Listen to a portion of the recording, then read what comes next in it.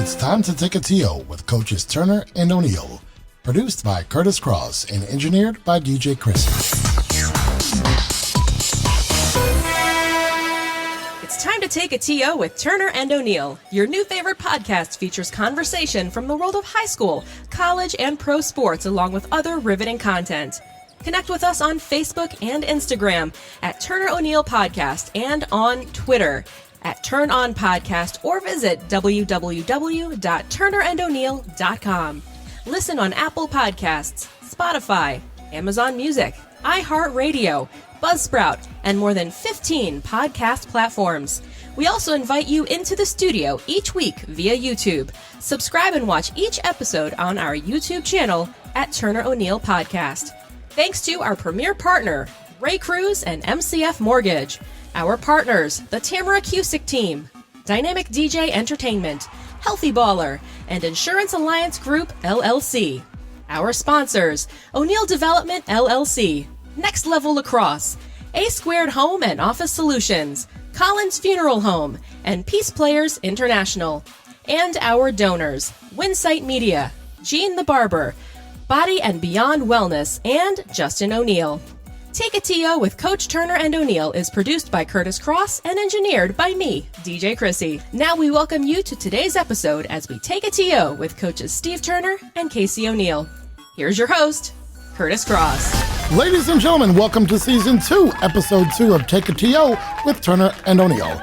I'm Kurtis Cross, your host, and with me as always is Coach Steve Turner and Coach Casey O'Neill. Our engineer is DJ Krissy, and together we welcome you into the studio for this week's episode.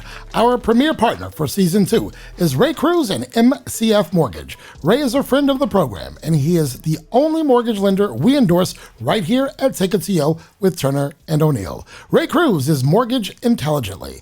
We'd like to thank our partners, the Tamara Cusick Team, Dynamic DJ Entertainment, Healthy Baller, and the Insurance Alliance Group, LLC. This week, Capital Chaos takes a seat at our table. But first, fellas, how are we doing this week, Coach Turner? Feeling a little different. I'm mixed. Got some mixed emotions going with all that's going on here recently. In the world of everyone's world, and even in my own personal world.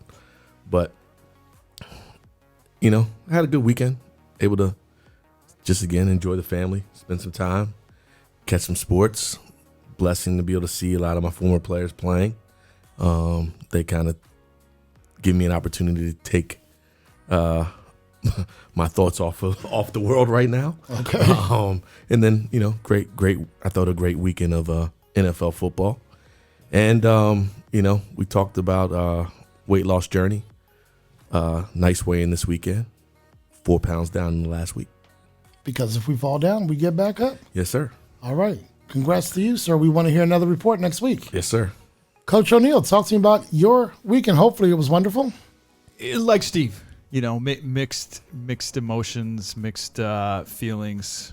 Obviously, the 6 football games helped sort of Super wild card, baby.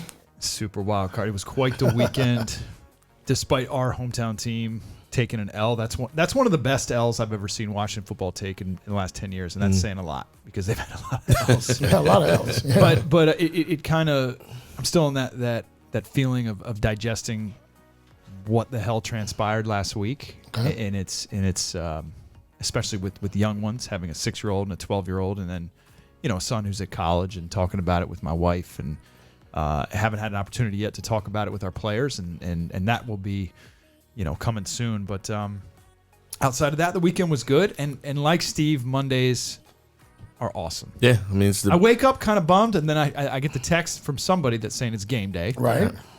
And here we are. It's good to see Krissy, and it's good to see you, and Coach, 4 pounds. Keep it going. Thank you. Mondays, I told you, that's the day I look forward to get in here with this crew and bring a podcast to the community. There you go. Well, I heard a rumor that someone from the O'Neal home did something good at Clemson, did something for the first time last week, was it? At Clemson. Talk to me. First semester, all virtual, was down there, but it sucks taking your classes in your apartment or your dorm room. Right. It is what it is. You can do that from home. But got to go on campus, take a live class, in person, a real big boy class in campus. Which they've been there. They walk around and hang out. But he's pumped about that, and hopefully they have a lacrosse season. Coming up. We hope. We certainly hope. And it would be a lot cooler because we record on Monday nights if Clemson was playing Bama in the national championship, but he'll have to wait another year for that. So hopefully the Tigers get back to that national championship. All right. So, DJ Krissy, how was the weekend, young lady? Talk to us. My weekend was good, not too crazy. I mean, obviously, still staying home pretty much. Just got a lot of little things done. You got a new microwave. I mean, I got a great look, right? I mean, that was. You gonna stay on that one, huh? That was a couple weeks ago. But I know it was a couple weeks ago. I'm just making sure it's still. Oh, I'm enjoying the new microwave. Functional. It's nice to have a working microwave again. There you go. She pulled out some art this weekend. I saw some art out there. So all right, we're gonna see how that decorates the pad, and I guess that's your weekend. Yeah, pretty much. Just got a bunch of the, like I said, little things done. Cleaning up, organizing, all that good stuff. All right. That's one of my. Sorry to interrupt. That's one of my favorite quotes of all time. What's that? Get organized. You can use it in so many facets. Someone asks you have a tough day, I got to get organized. Wake up in the morning, I got to get organized. There you go. Get organized. Okay. That's your quote, although it's not your week for a quote, but I'm just saying, Coach Turner has the quote this week. Ladies and gentlemen, that quote was sponsored by no one.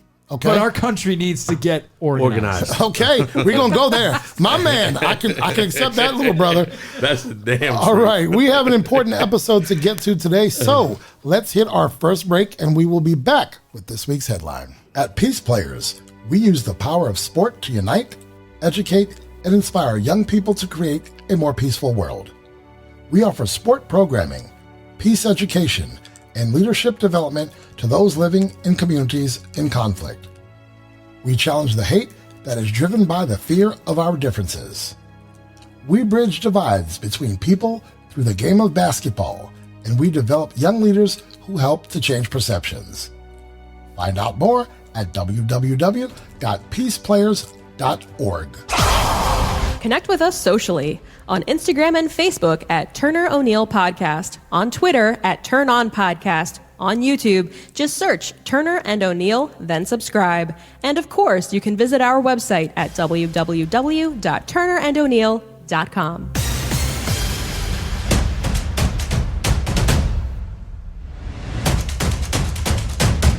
One Headline is brought to you by Healthy Baller is dedicated to developing athletes at any level through customized programs created by their world-class trainers. Healthy Baller creates an unparalleled training experience centered around the athlete and coach relationship. Between their physical therapy team and strength and conditioning staff, they create an all-encompassing process to help injured athletes return to the field. For the young athlete, Healthy Baller is an excellent training and confidence builder. Paula and I personally know this as our children attend Healthy Baller twice each week. With Blair and Molly training our 12 and 10-year-olds, we can personally vouch for their expert training and dedication to each athlete. Call 844-622-5537 or visit healthyballer.com and tell them Curtis and Paula sent you. Portions of the podcast were previously recorded. Now, back to Take a T.O. with Turner and O'Neill. Welcome back to Take a T.O. with Turner and O'Neill. Today's episode is brought to you by Ray Cruz and MCF Mortgage. This week's headline: the NFL playoffs certainly lived up to being the super Wild card weekend that the NFL wanted. Your takeaways, surprises, and if needed, adjusted predictions for next week. Let's go over the scores. Bills beat the Colts. Rams beat the Seahawks. Bucks beat Washington. The Ravens beat Titans. Saints beat the Bears. The Browns beat the Steelers. Coach O'Neill, I'll let you take first on this one. I don't want to say I predicted some things, but I think I predicted that Buffalo was going to have a tough first round. And they're better. They're better. Buffalo's the number 2 seed for a reason. But talking about those teams that have struggled for years and years and years, and it's similar to Cleveland, where you're not just going to get to the playoffs and coast. The Colts gave them everything they could handle, and they got through that one. And now I think it's setting up for a great. It's on like popcorn. Setting up. Well, I think the Ravens coming up there is setting up to be a heck of a football game next weekend. Rams Seahawks, not really impressed, even though 30-20, 50 points, not that impressed with. Like I said earlier, I loved. Did you expect the Rams to win? I didn't really have a dog in the fight. Not really, but I think the Seahawks, something's missing there. We talked about that last week too. That they need to be tweaked. The Steelers definitely needed to be tweaked. Boy. But look, Cleveland, you're up 21-0 in the first quarter, and you let them 28-0. 28-0. You let them come back. It's never going to be easy for those teams that have been out of the playoffs for such a long time and desperately wanting those wins. I'm happy for the fans. Talk about old school fans, Cleveland Brown fans, Buffalo Bill fans. Congratulations. Enjoy this ride because Cleveland's got to go to Kansas City. That doesn't look good next week. Have we seen the last of Ben? Let me just throw that in there. I don't know.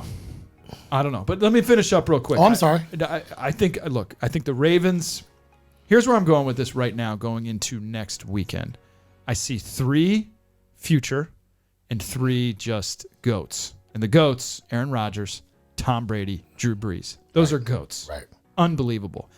But the 3 upcoming, we're talking Lamar, Mahomes, and Josh Allen. Yeah, you are. The other 2 quarterbacks that are in this, the final 8, not sold on Goff, even though he took him to the Super Bowl. That team is about defense, and that team is about a couple of the running backs and people they've had. And I'm not sold on Baker either. So we're talking the future of those 3 and the GOATs. You like this weekend coming up? I love this weekend coming up. I love it. I love it. So Coach that's my Turner. breakdown. What surprised you? What didn't surprise you? What are you thinking about next weekend, sir? It's funny because I don't really think there were any surprises. Okay. I mean, as we said, we talked about it. Steelers were the team that needed to tweak and get right. And we said that they could potentially be the team that could lose again. And it did. I think the only surprise is that the Browns did it with a bunch of dudes out, no practice time. The Browns are the Browns. And I mean, for Baker to say he introduced himself to a lineman in the locker room, right? He didn't know that. Who he didn't even know, who ends up playing and played well, right? That's probably the biggest surprise. But I thought the Rams and Seahawks was probably the one for me. You're hoping Russell will have one of those crazy great games and get them through. But the Rams defense is tough as there is in the NFL right now. It is. And they showed up and they helped provide a victory for them. Was happy to see my man Lamar get that monkey off his back. And boy, he racked up some running yards, didn't he? And unbelievable. And I was just even more impressed with him after the game. His when he talked to Pam and he put everything on team. She tried to talk to him about the buildup of him versus Henry, and he was like, "No, this game is not built that way. It's not about one individual versus another." And I just love how he continues to give credit to his teammates when credit is due. You know where I want him to get some credit? Did he not have a great run, looked back at the defenders, and sat his butt down right inbounds? Did you see that? Keep that clock running? You watch some of the stuff that they talked about after the game. The monkey that they talked about getting off his back wasn't necessarily getting a win in the playoffs. It was doing the things to get the win. Right.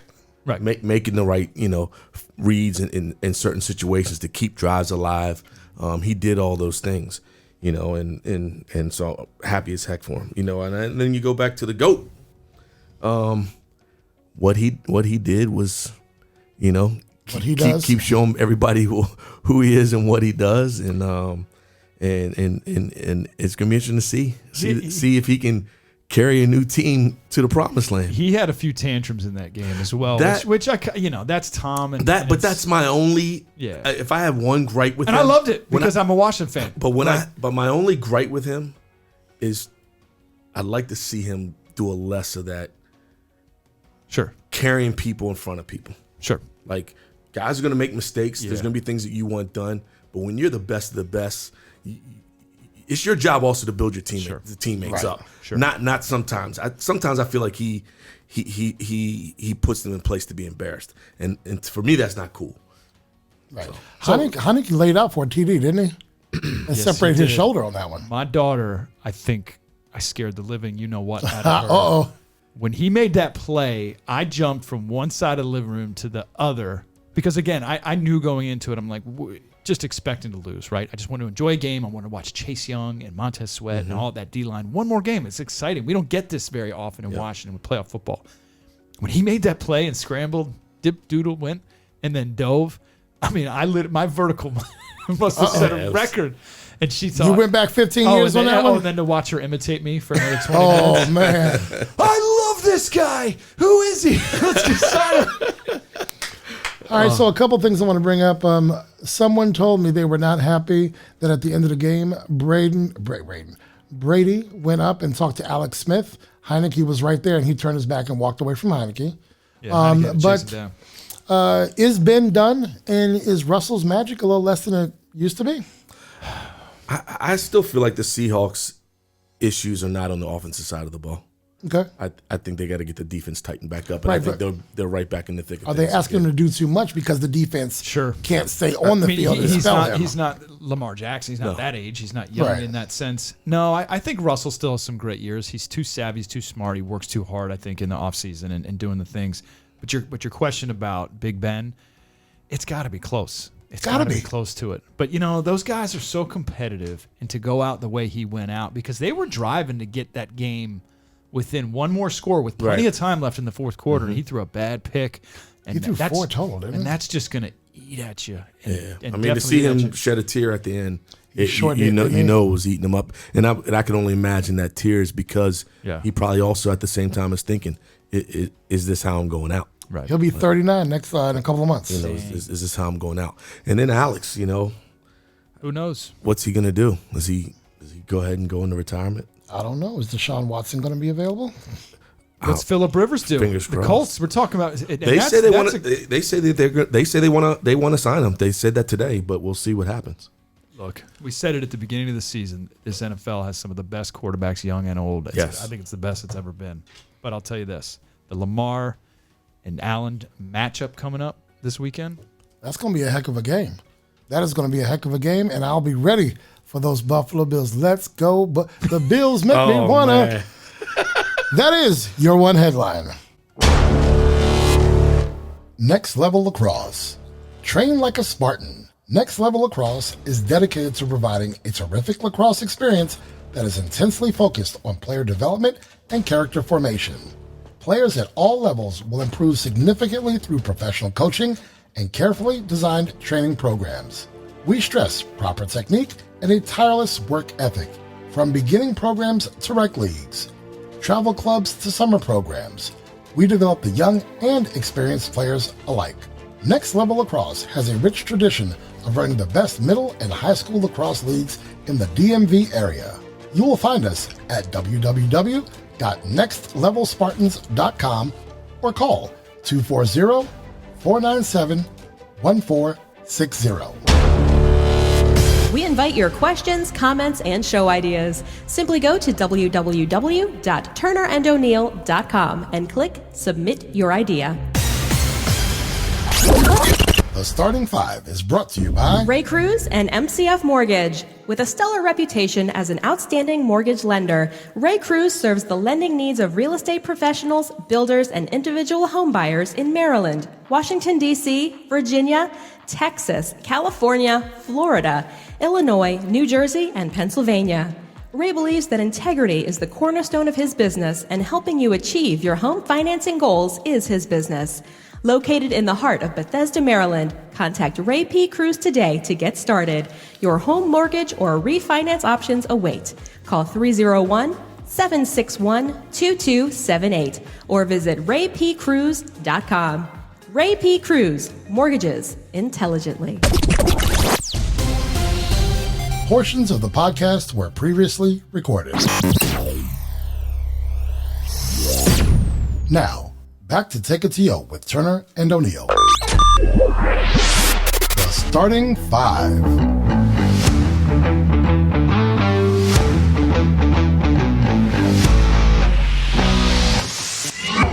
Welcome back to Take It to Yo with Turner and O'Neill. I am your host, Kurtis Cross. I'm with Coach Steve Turner and Coach Casey O'Neill. Of course, our engineer is DJ Krissy. We are up to our weekly starting five. 5 questions asked of each coach. They've never heard these questions, and they each have 30 seconds to answer each question. If they go over their 30 seconds, DJ Krissy, what will happen? You get dinged. Gentlemen, you can defer one of these questions, and I will start with Coach O'Neill. Win the NIT or play in the big dance but lose in the second round? Great question. Okay. Did you come up with this on your own? I sure did.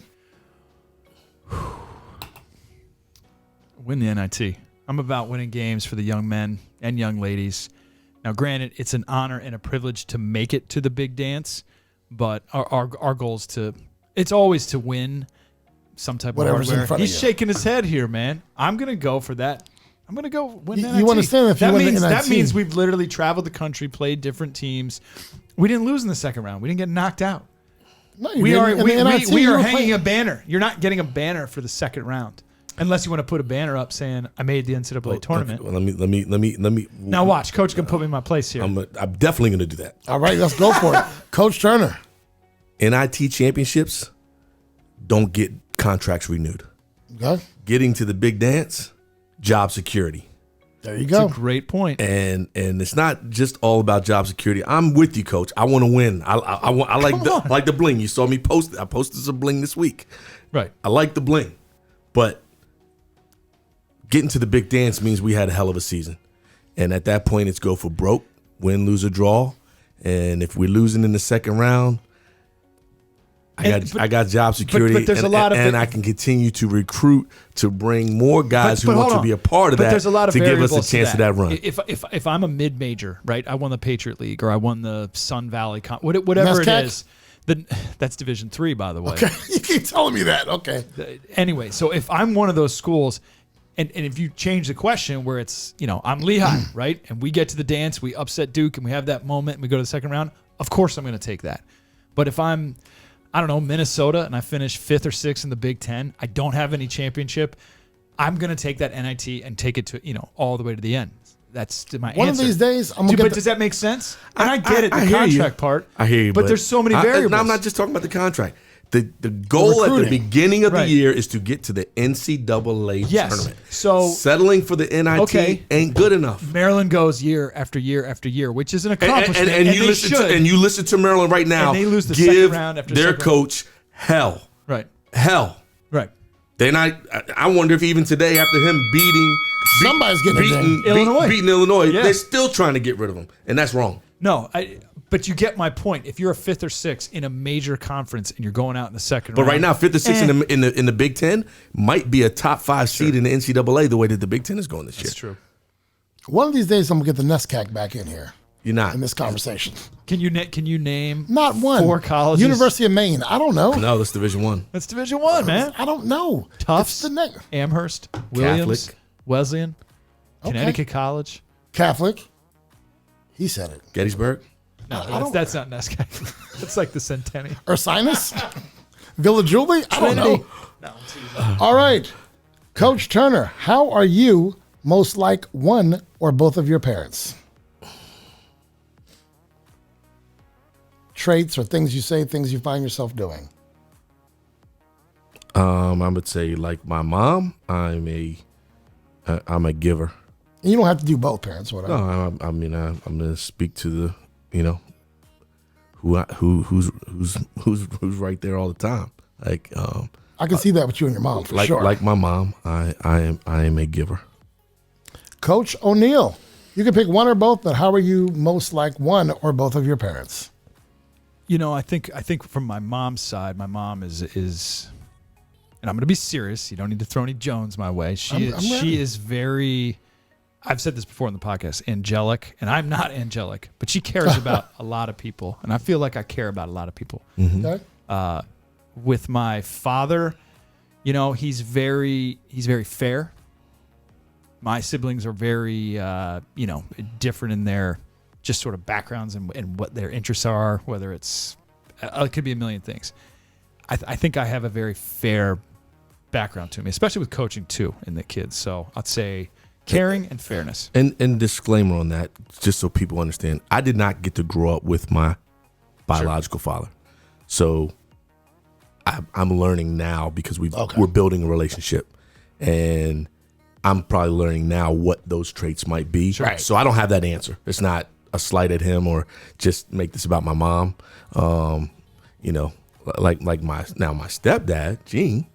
Like, Gene, man, look, he's a giver. He's a giver in that way. He's a person who is fun going, willing to help others. So I would say in following him, I'm like that, wanting to help. He's always on chill trying mode. to help people out and just kind of do it behind the scenes without having to make it noticed. You got something else? I can tell a good dad joke like my dad too. So. Okay, all right. Oh man, okay.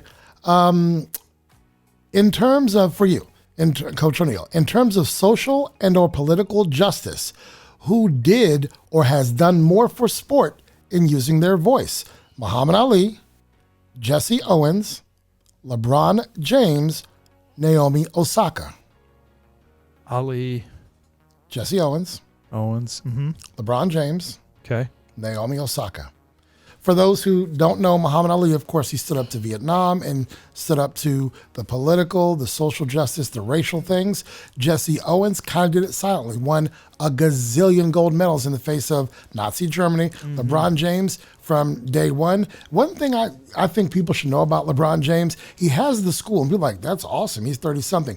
You don't get construction done overnight. He had to be in his 20s thinking about that school to have it built now 2 or 3 years ago. And Naomi Osaka in today's age has done her job to wear a different hat with a different message on it after each of her matches.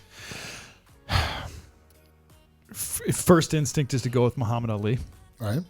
And what's inspiring about Muhammad Ali is, now 50 years, 40 years later, I can't really think of anybody that could knock Muhammad Ali. I've never really heard that at my age where people are like, well, he stood up, but that's wrong. I did this. I mean, in today's age, you hear so much, especially with what LeBron does on Twitter, that just opens up a Pandora's box for people to point fingers. Because I think today LeBron has taken a great stand. My answer is going to go with Muhammad Ali. Coach Turner. One, it's a tough question, and Yes. only in that You could go. you could go with any one of them on any given day. But I would say, like Casey said, is that LeBron definitely has stood out during these times we're standing in right now today. For me, And he has that platform, unlike the others. And like when he retires and we look 10 to 20 years down the line, I may change my answer. It might be him. Right. It may be, and it could be any of the other ones of them. I would say today I answer that question with Muhammad Ali. And one of the reasons I say that is the one thing he did that's different than anybody else, he gave up a part of his career to make the stand that he made. Right. Like he threw away money. He threw away Belts. opportunity for belts and fame and fortune to make a stand for everybody with giving up who he is as an athlete to allow that to happen and some change to be made because of what he did. I made a mistake. Colin Kaepernick should be on that list too, as a choice. Yeah. Because you said gave up part of his career or the rest of his career. Yeah. He didn't think he was giving up part of his career. But he was willing to stand if it, like Nike said, if it meant sacrificing everything, right? He did that. Not a slight to Colin Kaepernick. Please understand that. With the NBA seeing an increase in player unavailability due to COVID, should they start thinking of a bubble again? Coach Turner. I think they should, and I think they are. I would imagine that they are to some degree. I mean, we knew that when they got out of the bubble, it was certainly going to be a lot different than it was in the bubble, and there were going to be some opportunities where there was going to be less players playing. I would love to see them get through a whole season. Right. So I'm hoping that they are thinking of maybe some potential ways to put some smaller bubbles. Yeah, that's what I was just to shrink that. Some smaller bubbles to get through X amount of games, and maybe you start shifting people with some stoppage. Maybe you're going to end up losing some games doing it, but I hope that they can get themselves back to the bubble so that we can see another heck of a championship run for whoever that may be. All right. I agree with that 100%. I think that it's trending that way. You can't have what's happening in college where games are getting postponed this is the NBA. So, well, this whole weekend we've had some postponements, and again another 2 today. Sure. So what hockey's kind of done, I don't know if that's kind of what you're alluding to, where you just kind of have those current cities that are in a certain location. Geographically, obviously, hockey's got more Canadian teams that can't come across the border, so they're just playing all those teams up there. I think they've got to look into that. So we'll see. All right. Last but not least, Coach O'Neill, I'll come right to you. If you could add one subject to the high school curriculum, what would it be? Oh boy. I want to end on a fun note. I like this, but I'm going to defer. I'm going to go to Coach Turner first, and then I'm going to think about my answer. For me, it has to be a financial class. These kids need to know better. Coach Turner. You mean I got a lot of classes to add. But you mean just to the regular high school curriculum? Yeah, like a required course, not even an elective, but it's going to be a part of their core curriculum. Can I ask a question to Sure. your question? Can that course be a course that's there but changed? Oh yeah, change one, update it for what you want for 2021. Sure. Okay, all right. Well, then can I give you 2 answers? This is your show. It says Turner on the billboard. One, you already said it. It would be something in finance and getting them to understand how to handle and manage money early. But 2, history got to be changed and brought back the right way. Okay. All right. I hear you, brother. So I was going to go with accounting. Number 1, if I had learned in high school, required just each year to take that subject for 4 years. I'm thinking a little bit also about a social media type of class because of what social responsibility. Right. That and or some type of public speaking. And again, not many people, everyone's doing their speaking with their phone. He's the big brother. He gets to pick more than one. You got to pick one. I got another one too. But an opportunity for young kids to get up and look people in the eye and be able to talk to, that's important to you. Yeah. It is important to me. But I'll have to go with some type of social media that you have to follow and some type of class like that, I guess. What you got coming back? I think you need to bring trade back in, trade schools. I don't think everyone's meant for the boardroom. Right. I think there's opportunities for people who work with their hands and can do other things that we had that when I was in public school, and it's gone the wayside. Great point, Coach. Ladies and gentlemen, that is your starting 5. The starting 5.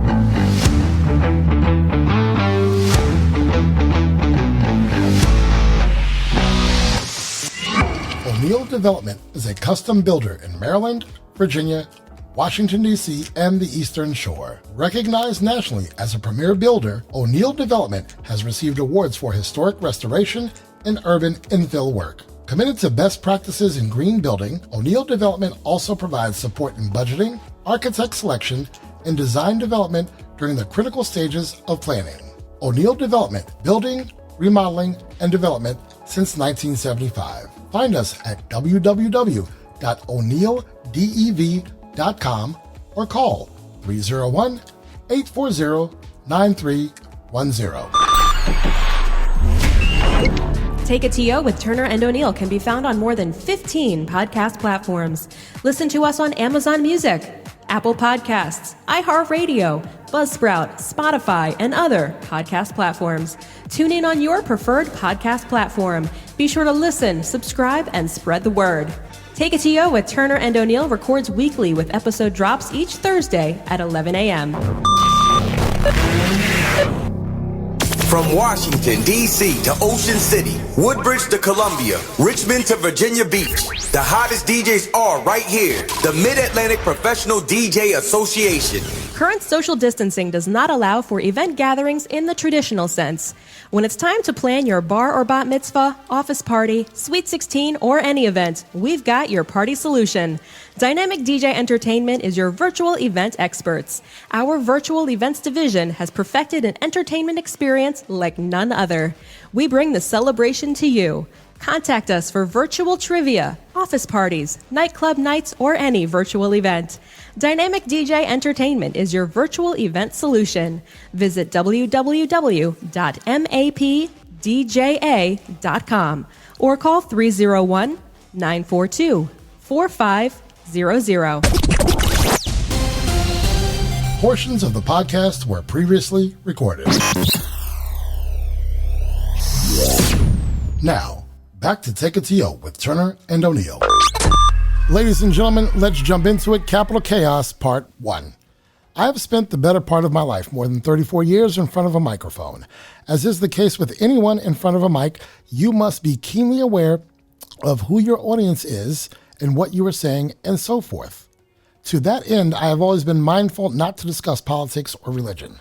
Today, I will talk politics as I think this is the time. First, I want to thank you two gentlemen for being completely on board with the conversation today.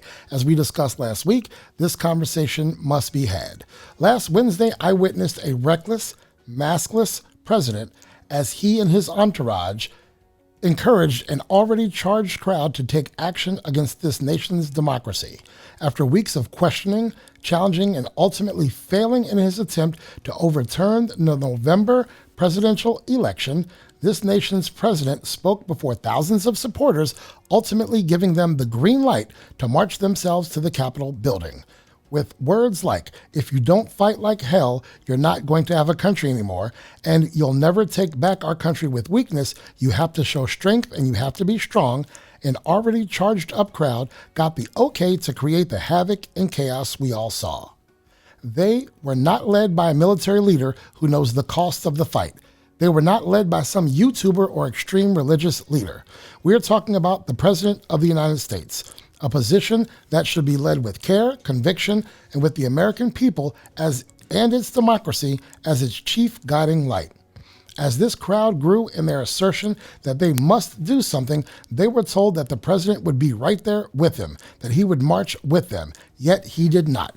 Again, this president and his reckless friends on that stage do not know the cost of being in war or fighting for freedom. He is in fact a coward who started the fight with his words, but was nowhere to be found when his supporters took action. He left them on the field of battle without a leader, and without a leader, the chaos began. Please note, I am not suggesting he should have taken that walk with the crowd, but as he has done time and time again, the president created an action in which he himself was afraid to actually engage. He sacrificed his supporters by popping his chops and adding fuel to an already raging flame. In 2016, when this president was elected, he did not introduce an ideology that is or was new to America. He spoke to a group of people in America desperate, who are lost and in fear of an America that in less than 30 years will no longer be predominantly white. He spoke from an elevated platform confidently and loudly, and those who had no direction now had a person in power who would say and act in ways that they were unable or unafraid to express. And he got elected. To this group, that made it okay. Remember, this group was largely against our nation's first black president, and this was justice for them, a president who spoke and thought like them. This president did not introduce a new way of thinking. He simply put it back on Main Street. What I saw last week was a group of people fighting to modernize white supremacy. This is not okay.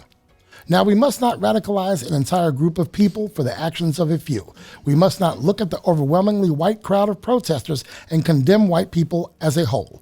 Across from me and next to me in this very studio are two white people. One in Coach O'Neill, who I've gotten to know over the past 8 months or so, and he understands the hypocrisy and in no way condones what we saw. And DJ Krissy, someone who has been brought to tears as she has realized the depths that this metric has reached. And this rhetoric has reached with some of her own family members fully supporting the actions of this president up to and including the riots and destruction of last week.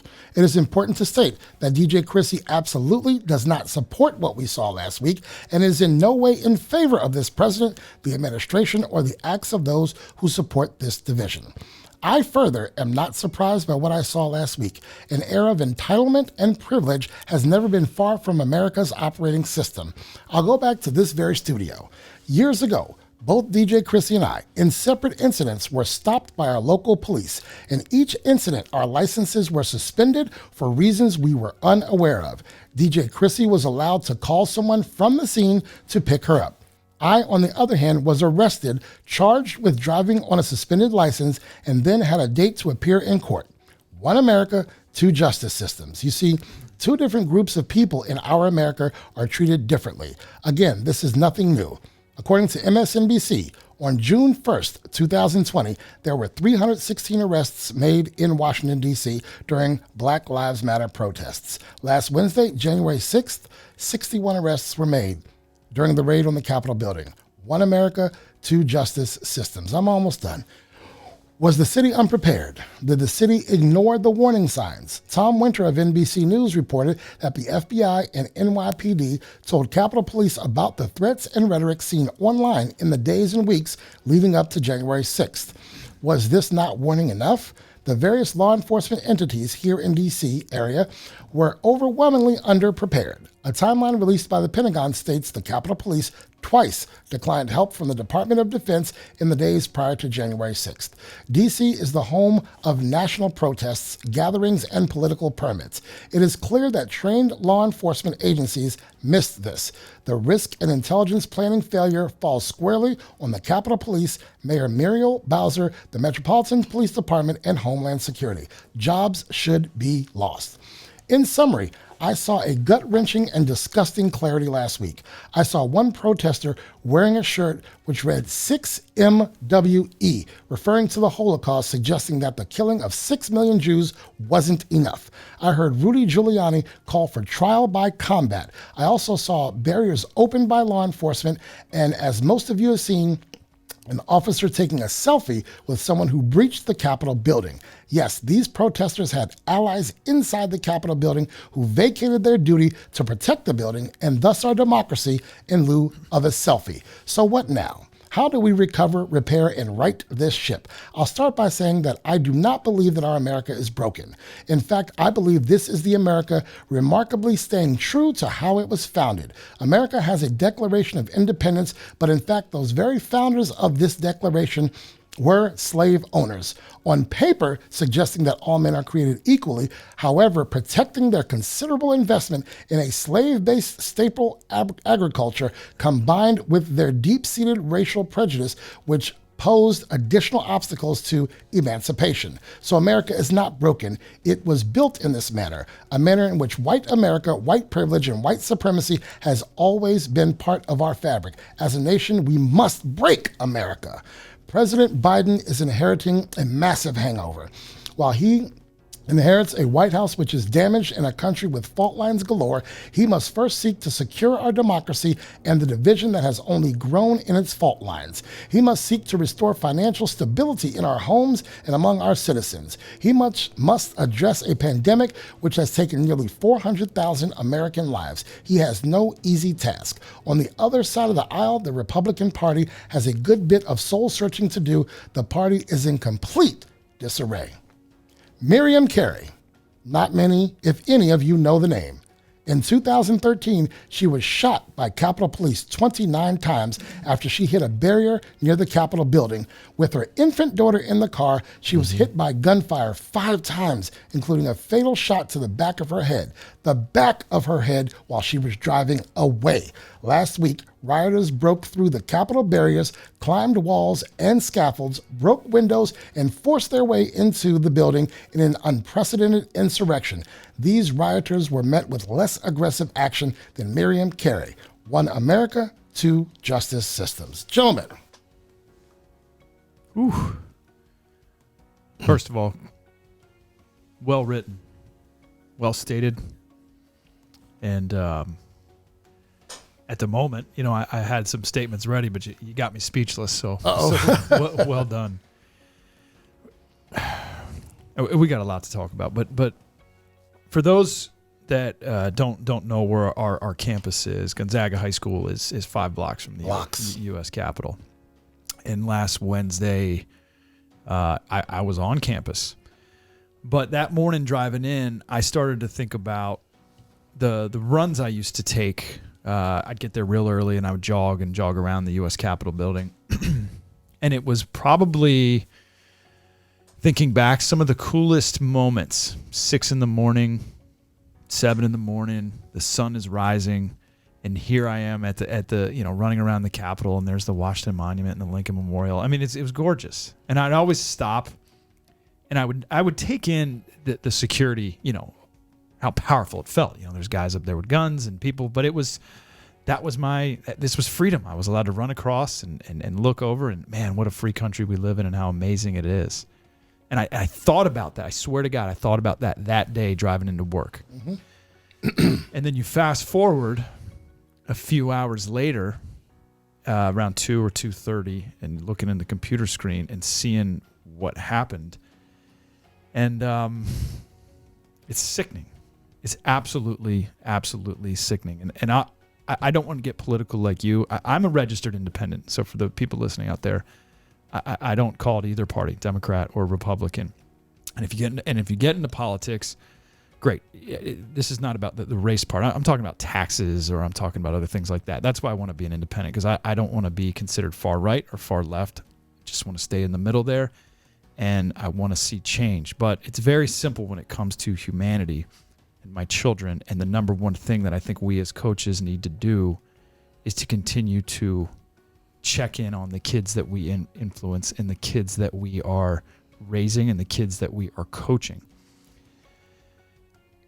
During this podcast, when we took on that Black Lives Matter conversation, I was nervous as I'll just use it, nervous as shit going into that. Right? To be a white guy at the table with 2 of my now great black friends, and Krissy over here. Thank you. But my argument here when it goes into all this, because I have conservative friends, and you see it on Facebook, right? You see the one side, you see the other side, and I got into a pretty deep argument with somebody that just doesn't believe in Black Lives Matter, and he doesn't believe this, and Trump is doing the right things, and I'm like, you grew up playing basketball, right? You had teammates that were black friends of yours, and if one of them was upset in a game, you'd go out there and take a charge for him, right? You'd go do something, correct? And this was my argument to him. And I'm like, well, right now, some of your best black friends are hurting, and they're hurting bad. So what's the difference now? How can we step up as friends of these people? Do you know what I'm trying to say in this moment right here? Definitely understand. So that's the analogy I made to him. And I said, right now, I got kids that we coach and kids that we see at school every day. They're scared. They're upset. They're frightened. And how can you not want to step up for your friends there? How can you not want to step up for these young men around the country? And that's the argument that I've used. And again, it's not a perfect science, but that's where I'm going with this right here. I'm embarrassed. I'm scared. I am, I don't want to use the word empathetic because I don't know what it's like because of that white privilege, because of just everything kind of what you exactly explained with being pulled over. But I want to be somebody that stands up, and I want to be somebody that is able to have the uncomfortable conversation, and then somebody that's going to slowly but surely understand. Does that make any sense whatsoever? It does. It's your truth, yes. Coach Turner. You got I could go on for days with this, but I think where my frustration starts to lie is that it was the one thing I said about the uncomfortable conversation. It can't just end, and quietly it got buried until this incident. Like, You're right.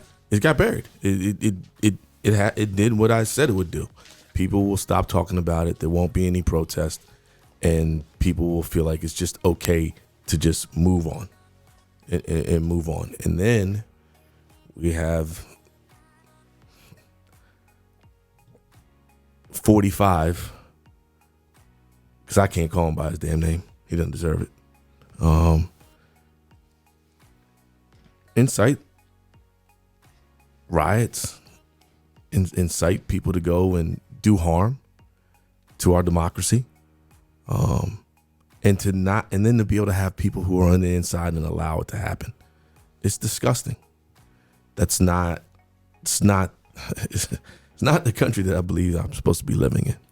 And it has me fearful, again, scared for the youth of tomorrow, my own children. It's why I will continue to keep fighting and talking about it. I think I've talked to you guys. I've got a group of friends that Sundays we meet, and we've been meeting during the pandemic and having some uncomfortable conversations. And we've got some friends who don't show to the table, which is very frustrating for me, because going back to somewhat of your analogy with your teammate, and these are guys you fought in the trenches with, how can you not step up to feel for them or to be there to support them, even if your beliefs are some other things? Right. Like, as we tell kids, and even in coaching, right, what's right is right. This isn't right. And anyone who's blind enough to not see that this isn't right, screw you. Like, really, like, screw you, because you don't care. You don't care about humans. You only care about yourself, and you're selfish. I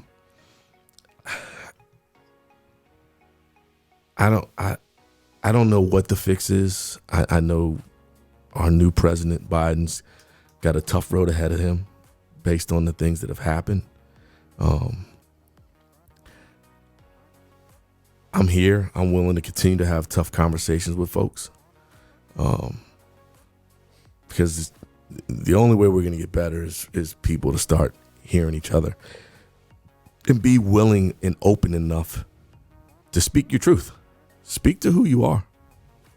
Like, I feel like there's so many people who just hide, and I can only imagine I'm going to lose some friends based on the way I feel, or people who are going to be like, screw Coach Turner. So be it. I don't need you as a friend if that's who you are. But there has to be some things done to what happened last week, and some people need to pay for what they did. Treason. People need to pay for what they did. This is our city. And driving down there for 20 years and seeing that building, which, like you said, I remember that incident with the woman who was shot 29 times. Yep. Excuse me, I don't remember her name. But even in those runs, I felt, I can't get anywhere near there, because of the security. And then to see that, I mean, this is treason. Yeah, I want to see the highest degree of punishment for these folks. And the hardest part is when you see this unfolding, the inside job of it, right? The traitors. This isn't some game like everyone's talking, oh, we won or we won. It's absolute and utter insanity to me to think. And again, I'm slowly but surely learning that privilege that I've had growing up, right? In many ways. But it's insanity to me how you can't, as this country, people continue to just to have the humanity and learn how to treat people with respect and kindness. And it's just utterly disgusting to me. It really is. I think the question that arises is how, we talked about it during Black Lives Matters. And it's how do you change the course that's being learned at the table? I don't know the answer to it.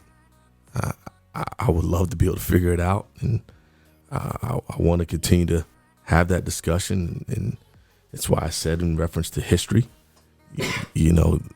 real history has to be told. We've been telling a part to a history for a long time that certainly doesn't allow for everyone to be heard for what is going on for so many years in our country. To me, it's disgusting to watch one man allow, and I'll say the only thing he's ever done right was putting racism right in front of my face instead of behind my back, because I'm able now to really see who is who for who they really are, because he did that. But I don't know how people can feel comfortable with him being able to open us up as to everything. Like, this is not the safest country anymore. He has made it so that a lot of who we are is exposed to other world leaders, but he has us all in our own land fighting each other, and it's sick. So you said you don't know where we start, you don't know what we do. How do we rewrite this and all of this? As I mentioned when I opened, it is in our fabric. If 5% of that t-shirt is made in silk and 95% is made in cotton, you can't get that silk out of there. You have to completely destroy that t-shirt down to its fiber. And that's where I come to the table and say that America's not broken. It was built with that 5% silk in it. It was built with white supremacy as its operating system. It's doing exactly what it was supposed to do. Mm-hmm. It is based on a false thought that the white race is the supreme race, and any threat to that must be met with, take away the education. Don't allow the black and brown people to educate themselves and uprise. If we keep them as slaves, even separate them within that slavery to house Negro and field Negro, they can continue to fight amongst themselves. The house Negro versus field Negro. Steve's a house Negro, I'm a field Negro. I see an opportunity to escape. He lives in the house with Master. He warms up Master's bed. I'm the field Negro. We can escape. This is Malcolm X, not me. We can escape. And he's saying, what's better than what we got now? Well, he's in the house, I'm in the field. If they can keep that division, then we cannot get together to rise. Well, each generation shall succeed the past generation in terms of intelligence, and America, again, let's quote someone else, Dr. King, wrote a check that right now it's a promissory note, and that check is coming due. That payment's coming due. And America is seeing what happens when that payment becomes due. You have people who are afraid. Hitler, Nazi Germany, was afraid of blacks. He didn't think they were inferior. I'm sure he thought they were far superior and did not want them in the Olympics. And Jesse Owens showed him, well, got to pay the piper because I just won six medals or whatever it was. So it's a fear. Let's keep quoting. Public Enemy, it's fear of a black planet. Right. And I know you don't feel that way, Casey. I know you don't feel that way, DJ Krissy. So my passion for this discussion does not strike out or lash out at you guys, but you guys do wake up in white skin and don't know what that privilege is like. We talked about it during Black Lives Matter. You and me have to have a conversation with Jared and Adam. You don't have to have that conversation with Cole. So there is one America, two different systems, and you saw thousands of people almost welcomed in. Mm-hmm. If Steve and I go right now, well, not now, but go last Wednesday or last Tuesday, because now everyone's on heightened alert. If him and I go down, just the two of us, and say any of what was said, Miriam Carey, she got shot. She didn't say anything. Yeah. She was just in the wrong place at the wrong time. But let me ask you this. There are people out there who don't believe that 45, I've always called him that, so thank you. We're in concert there. That don't believe 45 should be prosecuted. He shouldn't be impeached. We need less division. Well, there's been this division for all these years. The division hasn't changed. Right. So it just came up. But let me ask you this: the fields and the boonies and the right. Yeah, it's just put on Main Street now. Because you said I'm not a house. I'm not in the house. I'm in the field. Right. But so we talk about I'm not savvy on world politics. I was using that as an example. Let's say if you're the house, and I'm the field. Okay. I'm giving my disclaimer. Right. But I know where you were going with. It's a veto. I'm not. I am not worldly on world politics. I talked to my man Carlos for that. But at one point there was the Ayatollah Khomeini. Mm-hmm. Right? That was the leader's name in his country. If the Ayatollah incited a group of, let's say, 3,800 people to do what we saw last week, every single American would want the Ayatollah's country to pay for that. Right. We wouldn't stand for that because when they hit the buildings on 9/11, everyone wanted someone's head on a platter for that. Yep. And we were all brothers, don't forget. We were all brothers on that day because something had happened to us. Well, something happened to us last week. Yeah. And it was friendly fire that did it. Our president and vice president are sworn to protect this country against enemies, foreign and domestic. Yep. Yet last week, he and his rhetoric and Giuliani and those others were the enemy and they are domestic. If Steve and I did that, we wouldn't even get a trial till 2030. They just keep us in the jail. But this man walks around, and right now the best we can do is suspend him indefinitely from Twitter. That's the best punishment we can come up with. Jeez. Which hasn't suspended him. He's using other people's accounts. Sure. And they've been good. They got a couple of his accounts that he tried to defect to. But the best we can do? I can't believe we're even having this conversation about a president of the United States. The best we can do is suspend him from Twitter. Even... Parler is shut down. Amazon Web Services shut them down. They took his Facebook and all that. That's the best we can do. But of course the signs weren't there in 2016, right? There were no signs in terms of some videos he had that this was going to happen, or the people he hung out with, or the things that he did in his business. I mean, just the fact that he was successfally sued for prejudice on his properties. And it started out in the first 2 or 3 years like, it'll just get through, it'll just happen, and here we are. Like I can't. It's just unimaginable. And 74 million people voted for this man. So 74 million for the life of me. So the fight is going to continue. Now, granted, I think about half those millions saw what happened. Half those 74 saw and are like, whoa, maybe they woke up a little bit and saw what happened last week. But some of these people were weak and needed to follow someone who spoke from an elevated platform and spoke loud, right? And that's the guy they decided to follow. Here's my question or my thought. I won't bring myself to say what he said on that bus with Billy Bush. No. Yeah, don't. I won't bring myself to say that. But for the life of me, I don't know why it didn't end there. I don't know how we elected someone who said grab her in the you-know-what.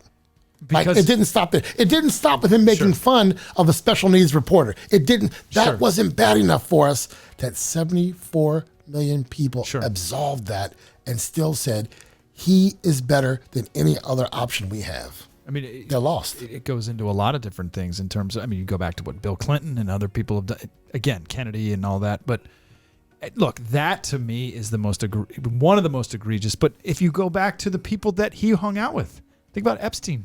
Right. They used to hang in there's so many red flags beyond. Hell, Devin Leary was telling me a story about in the early 80s when he accused, I think, 5 young black men who were completely innocent. Yeah. He wanted to take them in the street and shoot them before a trial. Sure. So, I don't. We're going. Give me a Watergate. I'll take a Watergate any day versus what we're going through now. Mr. Milhouse Nixon, good and gracious. Steve. I'm just, Casey says the 74 million. It's disheartening. It continues to feel like someone's just sticking me in an open wound. because there's that many people in the world who people talk about, his policies and the things he's done to help my money and da-da-da-da. But if that's the priority over humanity, that's a huge problem. Like, and that's scary. That is that much more important to you versus some people who at some point in time you've called a brother, a sister, a friend, and to have that person leading you or doing what you think is good for you versus realizing how screwed up and how messed up he has been to the people of this world who belong, who you keep wanting to step on and put down. I don't get it. So one of the thoughts I have, and we're going to go to break right after this, I don't want people in this studio or our audience to think, wow, 74 million people voted for him despite what he said. You need to understand that 74 million people, some of those 74 million voted for him because of what he said. We'll be back after these messages. A Squared Home and Office Solutions is the go-to source for home or office network and audiovisual solutions. We can help with smart home integration, wireless networking, media rooms, security systems, and more. We will link technology to your lifestyle seamlessly. Visit homeandofficesolutions.com for more info. Take a TO with Turner and O'Neill would like to thank our partners, sponsors, and donors. Our premier partner, Ray Cruz and MCF Mortgage. Our partners, the Tamara Cusick Team, Dynamic DJ Entertainment, Healthy Baller, and Insurance Alliance Group, LLC.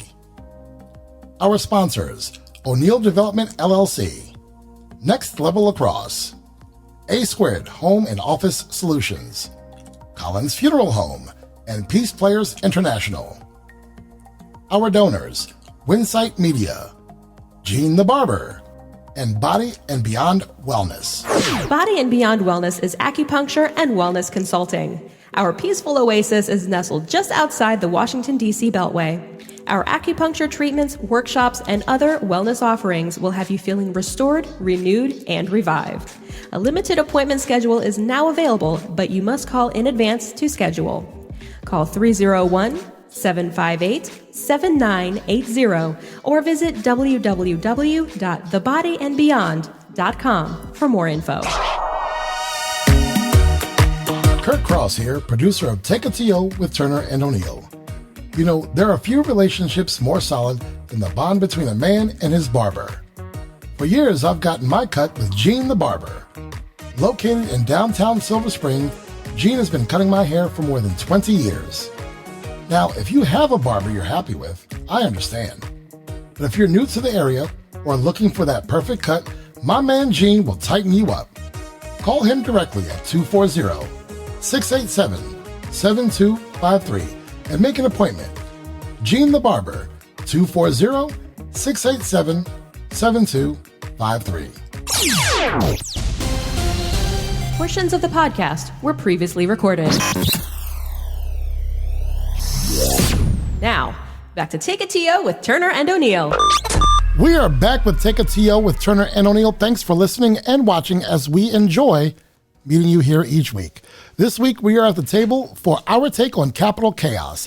As our audience knows, last week, a sizable group of protesters to the November election assembled here in Washington, D.C., just blocks from where Coach O'Neill and Coach Turner work and coach. That assembled group heard from the president and others and were then charged up to march to the Capitol building in an attempt to influence the overturning of our 2020 presidential election.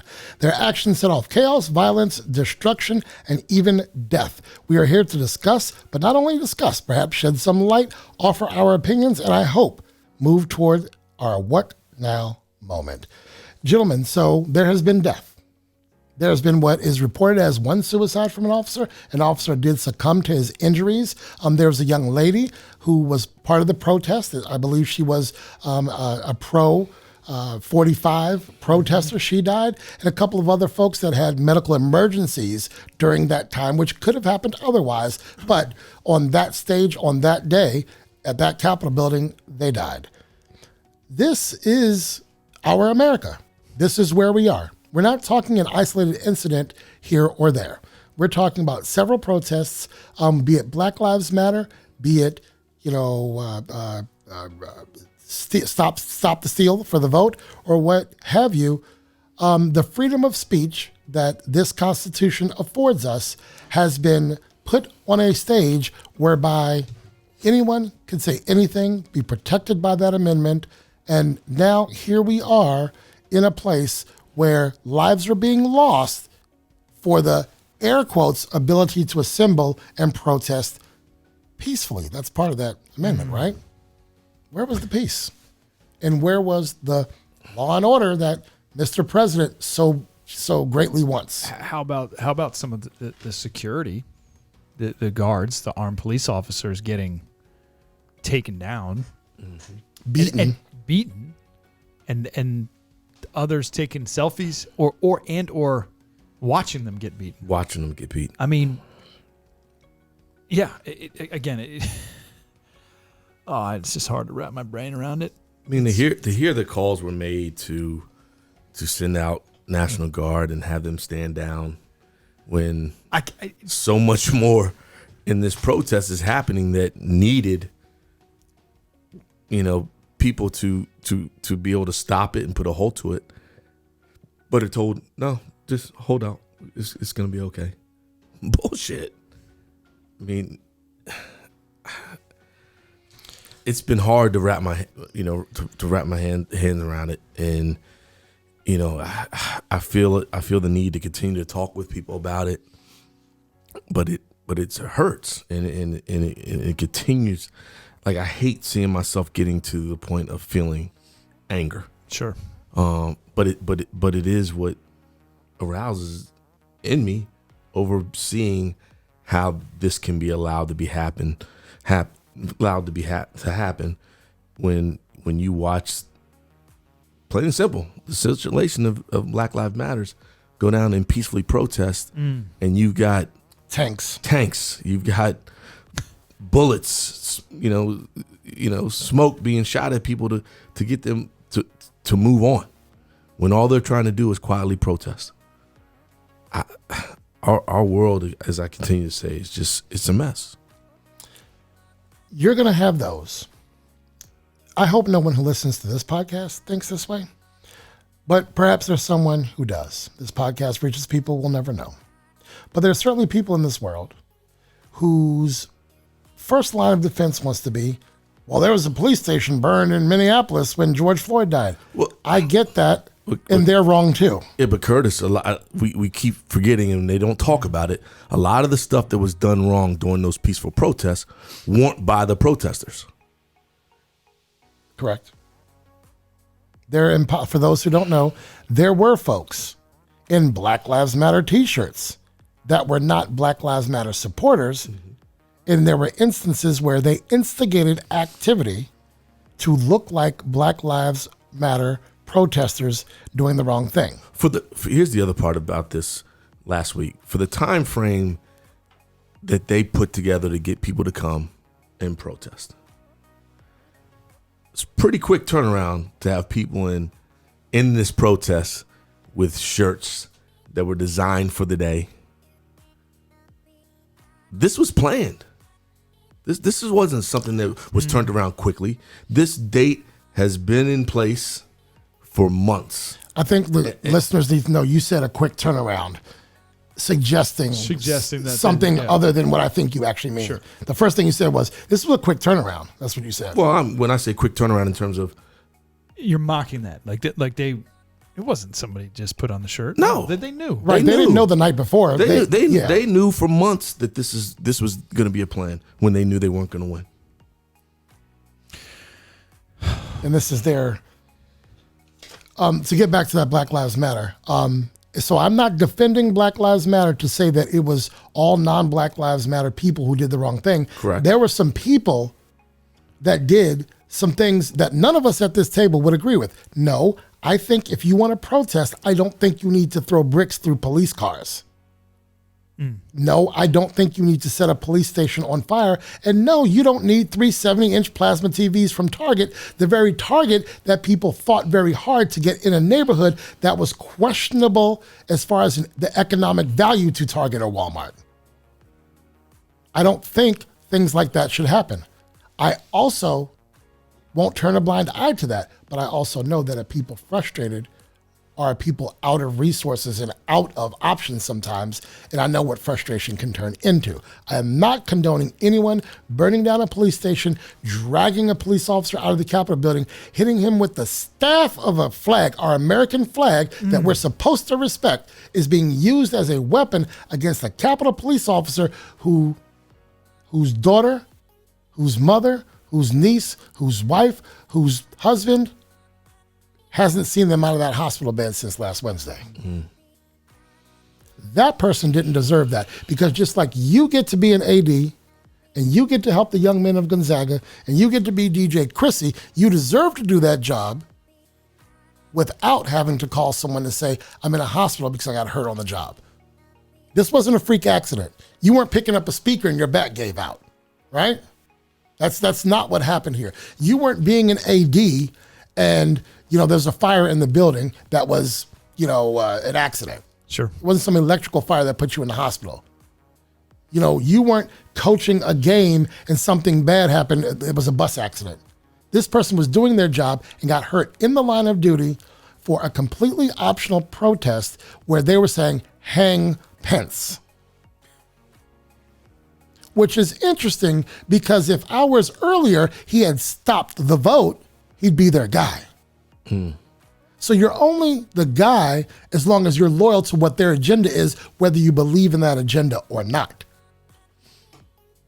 I heard 45 say on stage, there was this guy, I'll just use a fake name, Mike Johnson. He ran for governor of Wyoming. I backed him, but I really didn't know the guy. But I backed him and he won. And now I see he's a terrible guy. Like these protesters, these backers of him will absolutely go to the end of earth for this guy because he's willing to say what they don't know how to say and what they don't have support to say. Right. But when you elevate him to the highest office in the land, that means he speaks our language. Steve, that would be like you going to Zimbabwe, not knowing whatever language they speak, but you see someone there with a dry erase board and a court order, and they're doing X's and O's, they're talking your language now, right? Now you know you can talk to somebody, right? Yeah, that's true. Yeah. There you go. You see a kid in Thailand lacing up a lacrosse stick, all of a sudden y'all talk the same language, right? Yep. These people feel like he's speaking their language. So they have someone who's willing to say what they are too lily-livered to say, and he has all the protections in the world. You've seen the worst come out of people, but I want you to know, Steve, you said he made racism a thing again. He just, and 74 million people, blah, blah, blah. They always felt this way. They always felt this way. I said he put it back in, he put it out in front of us. He put it on Front Street. Versus it being behind your back. Yeah, he's not on Swan Street Northwest. He's on North Capitol right now with it. He's on Pennsylvania Avenue with it. He's not in some high rise in New York with it. Talking to his buddies with conversations. Let's keep in mind, with his troop around him has been loyal because he writes checks. The government doesn't work that way. He has failed to understand the Attorney General is not his personal lawyer. When you own a business, you can write a check and make things go away. They're loyal to you because on the 1st and 15th, they get that direct deposit. He can't stroke a check and have people do what he wants when he wants. And many of them are scared of the protections they may lose or what he could do to them. Come on now. Come on. 45, come get me. I'm going to talk about it. I'm not on your payroll, bro. So let's hear from you, Casey. I'm sorry, we're dominating the conversation. You are a white man in America, and I've got to imagine that you're finding it tough to know where your place is in this fight, because sometimes you may feel like it's not good enough to say, I'm not one of them, because everyone doesn't have an open ear, right? I would say at this point that I've become enough entrenched into the world looking at, and we talked about this in our Black Lives Matter conversation. The world is looking at gentlemen like me, right? That think the way that I think, that have leadership capabilities, and how do I respond to this? Now, you've heard me before that how much I've condemned who Donald Trump is. 45. You call him what you want. No, that's your conversation. I'll do 45. And I'll be honest. Today, leading up to, I looked at a lot of. I don't want to get religious, but some scripture. How I'd approach this, and some quotes and comments that would lead into this. But I go back into the perspective that Keith Wilford gave me. And I don't know if we discussed this, Steve, but, after the events and riots and everything going on, I called Keith up, and he said, you better not be calling me to check up on me. Okay. Like, just because, like the rest of my white friends are doing, because shit has hit the fan. Why didn't you call me 2 weeks ago or 3 weeks ago? And I said, well, what's the perspective that you're looking for? And he said, just access. Access. You as a white male have access to a lot of things. And we saw that last Wednesday, right? Storming the Capitol.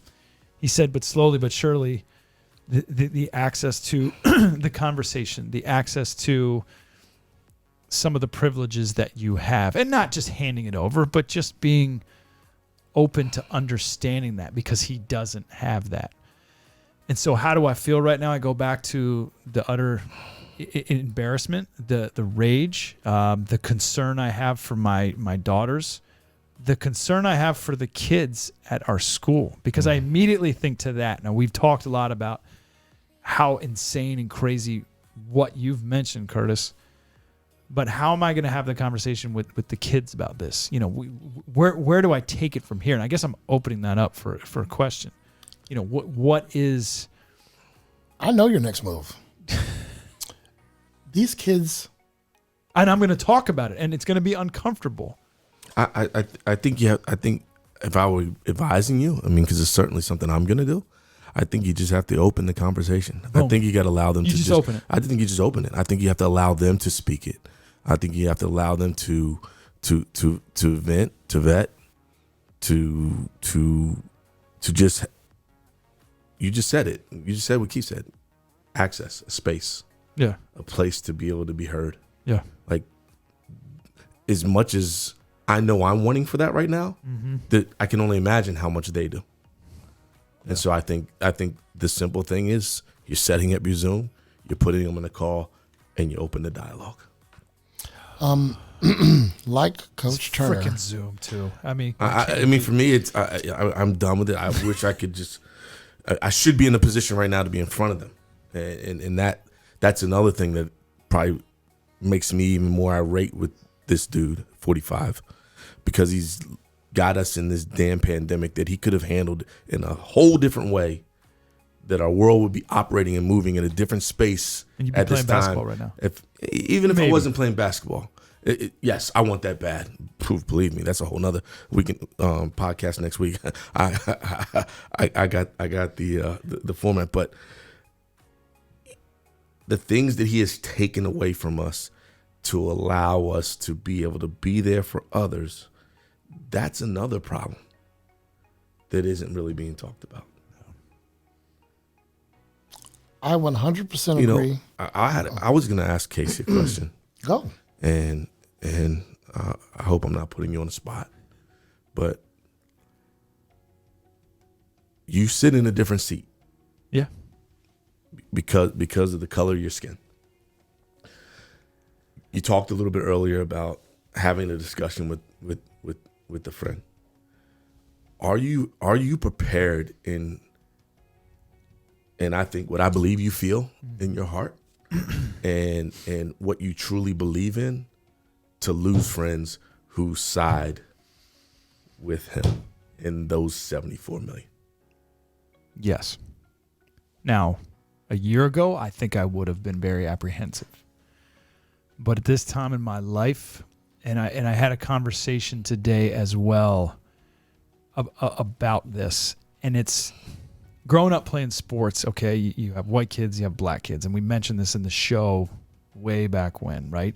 And that's kind of the first time that you're with kids that don't look like you, and you're playing sports, and it's great, it's fine, nobody cares, you just do the things. But the relationship that I've gained with you, and we've worked together for 15, 16 years, coached together, but we've become really good friends now, and the relationship we have, that's the relationships that I want. And if people don't, and it's not the way, like, I don't care if people don't think the way I think, because I'm very even-keeled and in the middle. I'm in that middle because I have friends on this side and friends on that side. But absolutely, because of what has transpired, that's not a world I'm going to live in. That's not the people I'm going to hang with. Now, granted, in the sport that we're in, lacrosse, and the school and the area we live in, there's a lot of folks on that other side. Mm-hmm. A lot. Now, they haven't come out of the weeds yet in terms of saying it. You know, they're condemning, of course, what happened on Wednesday. Who wouldn't, that has half a freaking brain? But they're there. Mm-hmm. And honestly, to answer your question, you know, I'm looking in the eye, I'm saying yes. But will it be difficult? Sure, it's going to be difficult to be in that position. But, man, I got 3 kids, a beautiful wife, you know, a great job, and that's not something I don't think is going away anytime soon. I think, but it's, you know, but are you asking that you think people are going to listen to this podcast and be like, maybe I think I asked that question because it's a question that, as I talked about, I've got a group of friends, and it's an eclectic mix of backgrounds, sure, racially, spiritually, everything else, and I guess I have some frustration on where I think, and I have to say I think, because there are some guys who haven't openly said where they stand. And so that's tough. But how can, I mean, I don't understand how guys can do that. So you're saying you've been friends with these guys for 20 years, guys, kids you grew up and played basketball, or whatever you did, school with them, that aren't jumping in on these meetings or condemning racism? Yeah. Wow. Yeah. And I think it goes back to what I mentioned in the open, that, you know, Krissy has had to come to terms with some of that. Not knowing all that time that this is who some of those people were and are. You know, behind closed doors, you were the first one who mentioned it, Casey, that kind of brought it full circle to the point where I could, you know, understand. You said there's some kids in having dinner with their folks who can't have a voice at that table because their folks feel a certain way and they are unable to feel that way openly in front of their folks. You know, that kid is struggling. You brought that to, this table. I brought that to the table. Steve did, actually. I'm sorry. Okay. You brought that to the table.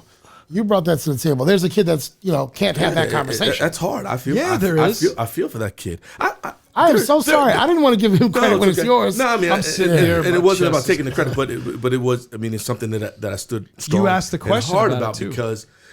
because I feel for that kid. Right.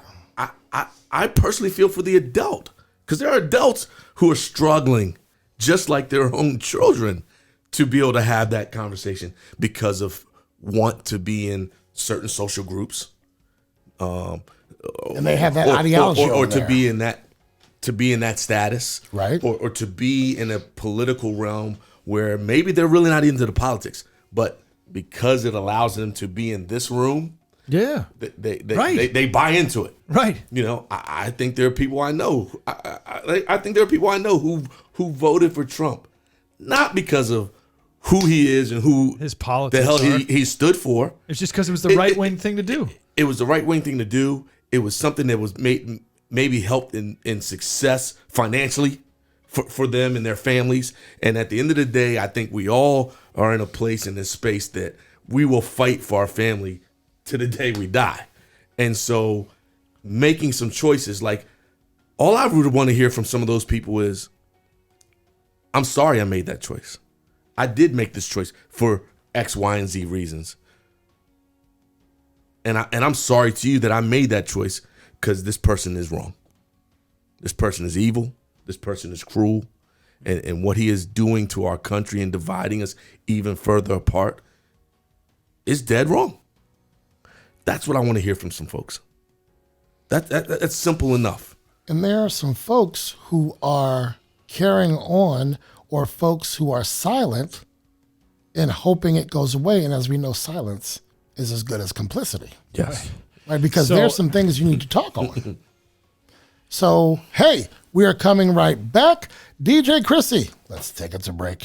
Since 1939, the Collins family has served families of Montgomery County and Greater Washington with dignified professional service in their time of need. We continue the same family tradition today at our funeral home located just off the Beltway in Silver Spring, Maryland. Our family of experienced funeral directors stand ready to assist you around the clock, 365 days a year. Whether you wish to pre-plan or you have experienced a loss, please contact us to discuss how we can assist you at your time of need. Call 301-593-9500 or visit collinsfuneralhome.com. Take a TO with Turner and O'Neill would like to thank our friends of the program: Shane Benson, Todd Bradley, Paula Cross, Susan and Brendan O'Neill Sr., Daniel Richard, Noah Richard, Andrea Terrones. If you would like to become a friend of the program, go to www.turnerando'neill.com and click Become a Friend. The Tamara Cusick Team. Ready, set, sold. Real estate is more than just houses. It's about people too. The Tamara Cusick Team offers an all-inclusive approach, making the home buying and selling process efficient, financially smart, and stress-free for you. From home prep-up to complimentary staging, expert counsel to an experienced and qualified team of professionals, let's chat houses. The Tamara Cusick Team isn't just a partner. They literally sold us the home where the Take It To broadcasts from each week. Visit www.tamara4homes, that's the number 4.com, or call 301-780-4663. Portions of the podcast were previously recorded. Now, back to Take a TO with Turner and O'Neill. Welcome back to Take a TO with Turner and O'Neill. This week's episode is brought to you by Ray Cruz and MCF Mortgage. Our conversation, Capital Chaos, continues. So, an everlasting image that I have in my head. Let me ask you guys some questions. I'm going to set it up differently than I had it here on my page. What does in as few words as possible, what does the Capitol building mean to you? What should it mean? What does it stand for? What should it mean? Freedom. Okay. Hope. Unity. Constitution and laws and those things. A place where C-SPAN has too many cameras. But it's that freedom, because I'm going to... Back to the beginning, I can't tell you how special those moments were of running around the U.S. Capitol building. A quiet downtown morning. Just the freedom. And I would stop and look there and think about the history. And again, you brought up the history too. I'm going to tell you a really cool moment as well. July 4th, 2004, 5, whatever it was. We were living downtown. I was biking a lot. So I got up that morning, went for a 15-mile bike ride all through the city, early. Got off my bike, and July 4th, of course, they have more security for that. Okay? Than we saw last week. Nobody was allowed into the mall anywhere, and no one. And at 7 a.m., the Capitol Police or the U.S. Capitol, they open up the gates, and then people can just flood to set up where they're going to watch the fireworks. Early at 7 a.m. Well, I'm on a bike, so I get up to the mall, and I'm at the Lincoln Memorial. And I'm like, well, you know what? It's July 4th. I'll just get off my bike and walk up there. For maybe 5 minutes, I was the only human in the entire world in the Lincoln Memorial looking out there at the reflecting pool. Wow. And it was and I said, it's July 4th. And it's moments like that where that American pride was in me. And you know what? It still is. I'll never forget that moment. And then you go to Wednesday, and then you just see all that just excuse my French, just shat on. Just completely and utterly. And I hate to say this, but I think moments like that is what wakes up out of those 74 million, 35 of them to be like, what are we doing here? So freedom, democracy, those. Yeah. What does that mean to you? The Capitol building. What does it stand for? I mean, you guys have used all the words, and certainly freedom, democracy, togetherness, unity. White. Yeah. Sorry. No, I mean, but for me as a black man in America, it's always stood for like the unity, like us together, like, and just sitting here in the break and thinking about it. It's been hard, and I've never verbalized it this way until I just thought of it now. I'm speaking for a group of folks now. I think it's been hard for us to fight to be a part of the team. And every time it seems like it's getting better, someone says, F you, you're not a part of this team, and you need to know it. And that makes this world so fucking cruel, tough to live in. Always have to feel like you have to have the thick skin. Like, it's why I fear so much for my kids. So I'm going to speak to why I asked you guys what that means. This might be a little dramatic for people, but it stands for freedom, democracy, voting rights, our senators, our congresspeople. C-SPAN has a lot of cameras there. And when putting together the graphics and the promos, I came across a photo. There's a man standing in the middle of the Capitol building inside with a Confederate flag. Yep. The Confederate flag represents a war that fought to keep slavery in our most hallowed ground, our most prestigious. That place is supposed to be more free than the White House or Lincoln Memorial, because that's where laws get voted on. That's where people get sworn in. That's where we have the State of the Union address, not from the White House, from the Capitol buildings where we have the State of the Union address. Madam Speaker, the President of the United States of America, every January, right? And a flag that represents a war to maintain slavery is what my memory is there. Steve, you say that, every time you want to be a part of the fight or feel like there's an advance, someone reminds you that you're not part of that fight. This doesn't include you. Things are not fair and just for you because of your skin color. The fight doesn't get slapped in my face. It's the part of it for me, and I use it in simple terms. It's the part of saying you really can't be on this team. Right. It reminds me of Muhammad Ali. You guys both picked him in the starting five, where he refused to go fight in Vietnam. And that's why some of what his freedoms were at the time, remember, he was still black in America in the 50s and 60s. Do you know why he said one of the chief reasons he gave for not going to Vietnam? They wanted him to fight the Viet Cong. Do you know why he said he wasn't going to go? He said, ain't no Viet Cong ever called me nigger. They call me nigger right here at home. Ain't no Viet Cong ever did anything to me. You want me to go fight a white man's war against the enemy I don't know, who ain't never done nothing to me. Now, I don't know whether you're here or there on Vietnam, but that was his reason.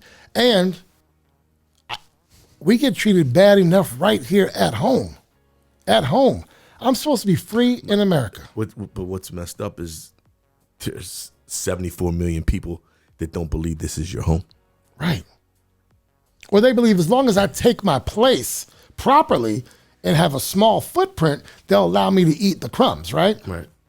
Right. But as soon as I want to ascend to president, or, you know what? All right, so every year, I didn't realize this is the theme I was going with when I did it, but every year I make a year in review, a picture book for our family. And every year I put a cover on there that means something to what that year meant. And one year it was Kaepernick. And one year it was the pitcher for the Nationals who said he can't bring himself to go to the White House to see that man. Doolittle, yeah. Right. And one year, on the back of it, I always put something that we go off with. At the back of last year of 19, it was the Lakers tweeted out, consider this a warning, because one of their first games, they whooped like the Warriors as to what was to come. This year, it was a picture of a Black Lives Matter protest with a young man saying, I wish America loved me as much as they did when I was a college athlete. That's the picture I use. After the podcast, I'll show you guys the books. And so if you're Herschel Walker back in the day, you're okay with the folks in Oklahoma because you're racking up the yards and they're selling out stadiums. And maybe we can win it. I don't know. Did he win a national championship? I don't know. He was at Georgia. Yeah. But same thing. I'm sorry, I said Oklahoma. I'm sorry. Yeah. It was okay. It's okay when you're running touchdowns for us. It's okay when you're Reggie White and making sacks. It's okay until your coach abandons you and you get your Heisman taken away when you're at USC. It's okay then. Reggie. Right? But it's okay when I'm behind the turntables and I'm rocking the nightclub.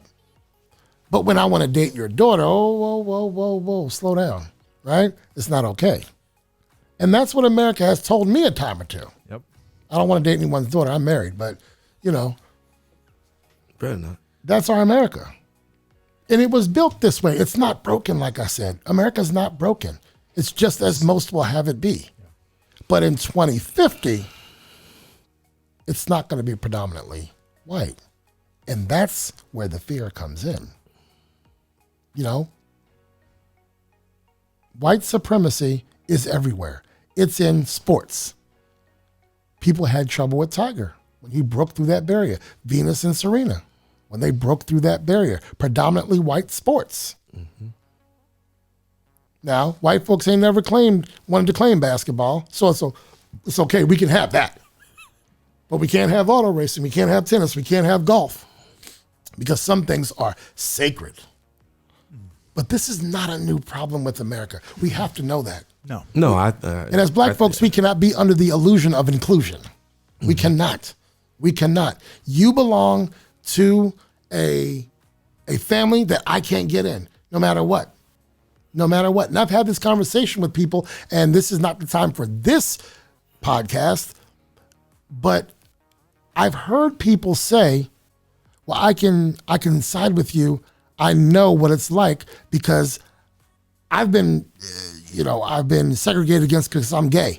You can hide gay, you can't hide your black. Right. I don't know who's gay walking down the street. Me and Steve walk down the street and we're gay. You can't, we're black. You can't hide our black. People see that as an outward sign. Mm-hmm. I'm not asking anyone who's gay to go in the closet. Be who you are. Be who you are. I love everyone. I don't care who you are. Mm-hmm. I love those who stormed the Capitol last week. They are lost. They are lost. And as a person of faith, we don't hate anyone. We understand they are lost. We understand that God wasn't good enough for them. They had to believe in something tangible, and they got that standing outside of that rally. Yep. God wasn't good enough for them. But even though they've turned their back on God, God won't turn his back on them. And I'm no preacher, but we all know that. They're lost. They're lost, that's all. Amen. Krissy, let's go to some sort of break, and we'll be right back. Winsight Media. Winsight delivers connections and intelligence to four of the fastest growing verticals: convenience retailing, grocery businesses, restaurants, and non-commercial food service through broad and cutting-edge platforms. No company is better positioned to meet the food industry's needs than Winsight. Connect with us at www.winsightmedia.com. Building your brand is an important part of your business growth. By advertising with Take a TO with Turner and O'Neill, you'll gain the exposure and brand recognition behind our podcast.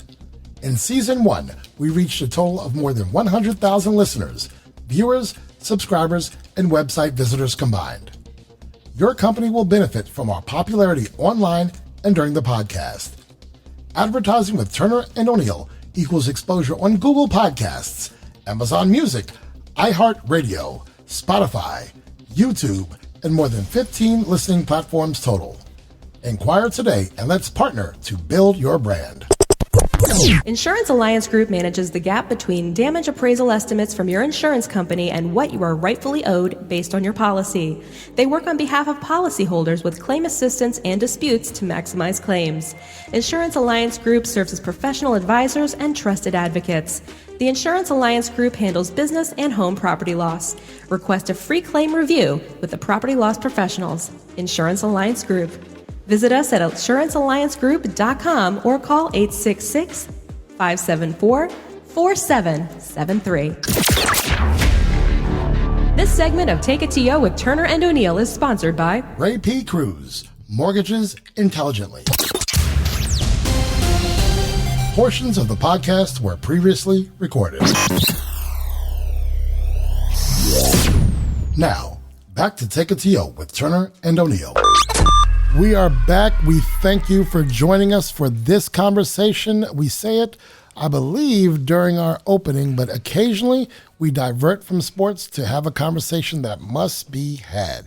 So this is our final word. Some thanks, and of course, our weekly quote, which this week belongs to Coach Steve Turner. Become a friend or partner of the program. To do so, go to www.turnerandoneil.com and click partnerships. Become a friend or partner. Okay, I just read that. I don't know why it's on here twice. But for advertisers, you can get in with us and over 100,000 listeners per season for less than $25 an episode. You want to advertise here? I will be honest, this is not some sales pitch. We only have a few advertising slots left. My audience, our audience, does not want to hear 500 commercials every episode. So if you want to get in now. Facebook and Instagram is at Turner O'Neill Podcast. Twitter is at Turn On Podcast. Let's get social. Subscribe to our YouTube channel. We got some, Steve, you put in some work because we got some extra subscribers coming this week. I think you did some things. I think the algorithms are finally working. Finally working, huh? No, I'm serious. I think Facebook has this weird algorithm now. You mentioned that some of the stuff that you put out doesn't get seen by everybody right away. Right. And once it flips and changes, then it starts getting seen by folks. And so I'm hoping that's the case, and maybe that's why we're getting a few more subscribers. So well, look, I want you to keep putting them out. I want you folks to stop what you are doing and just pick one social media platform to follow us, like us, add us, subscribe, because you want to get the drop when these episodes come out. We're on Spotify, Google Podcasts, Apple Podcasts, Amazon Music. What are we not on? I do not know. Coach Casey O'Neill, what are we on? Say it. All of them. No. IG. No, you sang it during the break. We are on what? iHeartRadio. There you go. Gentlemen, thank you for having this conversation at this table at this time. We understand that what happened last week at the Capitol building, the building that you either used to or still do jog around, the place that's supposed to be the home of our democracy. We understand there was a breach last week, but we also understand that there's work to do. We do not hate you if you are listening to this episode and you protested and marched, but we invite a conversation. Hell, I'd like to have someone on the show who has an opposing view. I think we can come to the table and have a conversation. I'm a little Dr. King. I'm a little Malcolm X. I'm a little Al Sharpton. I'm a lot Kurtis Cross. Gentlemen, your final thoughts. Coach O'Neill. Well, first off, Kurtis, you were on your A game today. Yes, you like, are. no joke. No, A game, yes, man. you are. Thank you for the words, especially at the beginning and then at the end, all of it. Thank you. Thank you, Krissy. Thank you, Steve, for listening to me and for trusting me to be on this podcast and to talk about these, what can be very difficult and uncomfortable conversations. But I'll leave everybody with this.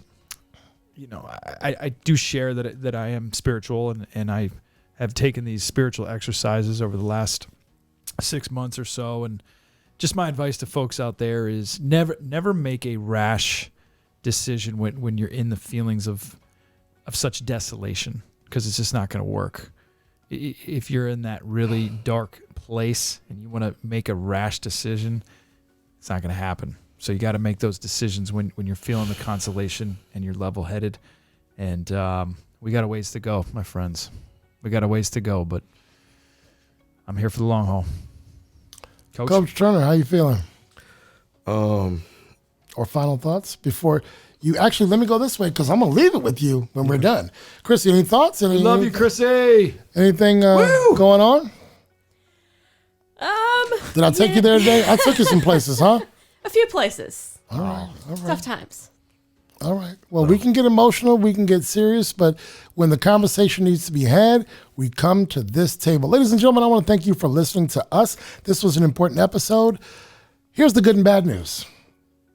The good and bad news is all one thing. We're going to have to come back to this table and have another conversation another time because that's what this America and this world is going to deliver to us. But we do have an inauguration coming in 9 days. Coach Turner, you have the final word and the quote. One, just thank the four of you, or the three of you, along with me being the fourth, for one, just being comfortable enough to have the conversation. As I said, I was fearful before when we were dealing with Black Lives Matter that the conversations would just stop and people would go back into their day-to-day lives feeling like, business as usual.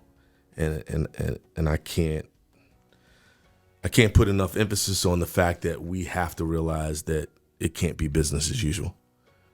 We have to step up as a nation and as a people to start doing what's right and to start looking out for what's right and to start looking at our neighbors differently than we have for years and centuries.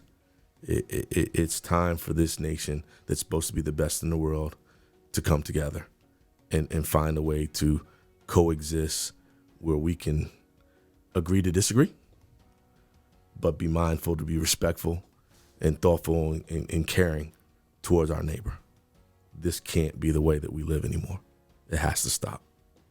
Krissy, I know this was tough, that no matter what, you got a TO family that's always going to be here for you.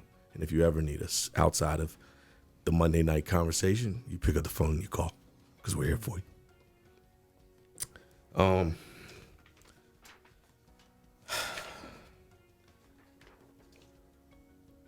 It's funny that it didn't take me long to find this quote for today.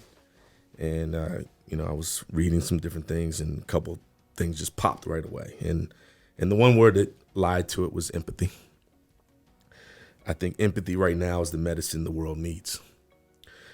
And with that, empathy has no script. There's no right way or wrong way to do it. It's simply listening, holding space, withholding judgment, emotionally connecting, and communicating that incredible healing message of you're not alone. We're in this together. We got to find a way to all be in this together and heal together. Krissy, pull the plug. Take a TO with Turner and O'Neill would like to thank our advertisers. Our premier partner, Ray Cruz and MCF Mortgage. Our partners, the Tamara Cusick Team, Dynamic DJ Entertainment, Healthy Baller, and Insurance Alliance Group, LLC. Our sponsors, O'Neill Development, LLC, Next Level Lacrosse, A Squared Home and Office Solutions, Collins Funeral Home, and Peace Players International. Our donors, Winsight Media, Gene the Barber, Body and Beyond Wellness, and Justin O'Neill. Take a TO with Turner and O'Neill is produced by Kurtis Cross and engineered by DJ Krissy. All material is the exclusive property of the podcast and may not be copied, rebroadcast, or used in any way without the written consent of the podcast. The views, ideas, and commentary of podcast guests are solely their own and not necessarily endorsed by the podcast. You may submit questions, podcast ideas, and commentary to turneroneillpodcast@gmail.com. No compensation is offered for submitted material. Should we choose to use your idea, comment, or question, you agree to your likeness, social media identity, and/or information being used on the podcast. Take a TO with Turner and O'Neill is recorded weekly and distributed via Buzzsprout, Apple Podcasts, Google Podcasts, Spotify, iHeartRadio, and more than 15 podcast platforms in total. You can also view Take a TO with Turner and O'Neill weekly on YouTube. Subscribe to our YouTube channel for the latest episode drops. Some portions of the podcast may be pre-recorded. Join us socially on Facebook and Instagram at Turner O'Neill Podcast, on Twitter at Turn On Podcast, and on YouTube. Search Turner and O'Neill and subscribe. Our website is www.turnerando'neill.com. advertising opportunities are available.